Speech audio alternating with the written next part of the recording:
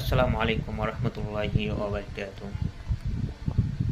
আমরা আমাদের স্বপ্ন, আমাদের আশা, আকাঙ্ক্ষা যখন পূরণ না হয়, তখন আমরা অল্পতে ভেঙে পড়ি, হতাশা হয়ে পড়ি, নার্ভাস হয়ে পড়ি।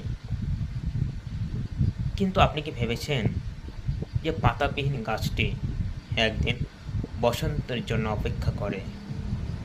কখন সে বসন্ত আসবে, আবার সেই গাছ রাঙিয়ে উঠবে। তো আপনি কেন ভেঙে পড়ছেন? আর আপনার তো শিক্ষা নেওয়া উচিত ওই পাতাবিহীন গাছের কাছ থেকে। আপনি এখন ভেঙে পড়ছেন, আপনি সফল হতে পারেননি, তার জন্য আপনি ভেঙে পড়বেন না। আপনি আল্লাহর কাছে ধৈর্য এবং সালাতের মাধ্যমে সাহায্য প্রার্থনা করুন।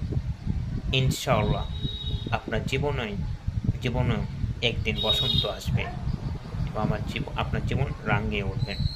সো আমাদের করানো হচ্ছে কি, যখন আমরা আমাদের অ্যাচিভ অর্জন করতে পারবো না, আমাদের স্বপ্ন যখন পূরণ হবে না, তখন আবার ট্রাই করতে হবে, আবার চেষ্টা করতে হবে।